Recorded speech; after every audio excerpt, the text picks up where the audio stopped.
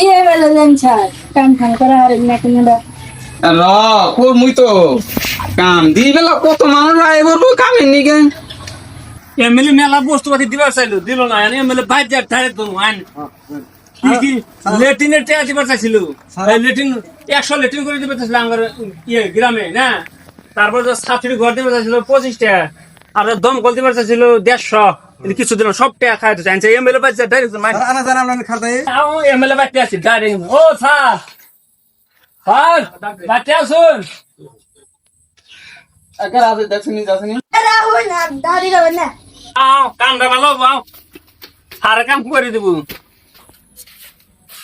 কি হইছে sir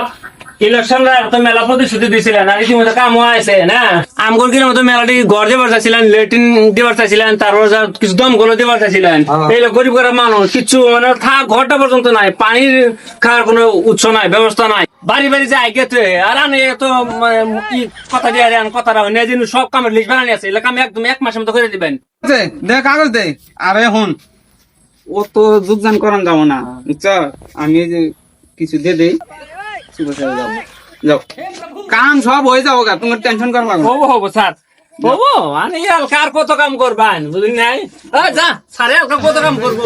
sir মোটামুটি সরকার তো না স্যারে কি পাইছে অফিস হবে না কাম যা জিনিস না আগে বলছে এত কত কাম করবা সরকার তো না স্যার দেয়া আমি তো রাইজে শুনতে মাথা মারি কি আমার কি বেড়া দিছে ওটা আমার যথেষ্ট রাইজে নিকে মাথা মারি হতে এমএলএ স্যার মানুষ এমএলএ স্যার আমার খাতির ডবালা থাকলো আর কিছু পাইলাম রাইজ মরে মরুক নিজে বাসলে বাবার নাম কিরম ম্যানেজ করি আমি এই লেট্রিন কল ঘর যাবো সব খায়ালাম তুমি খেয়াল দিবা এই লেট্রিন খাবো না রে লেট্রিনের কে যাবো ঘরের কে হবো ইলে ঘরের ইলের কথা কইছেন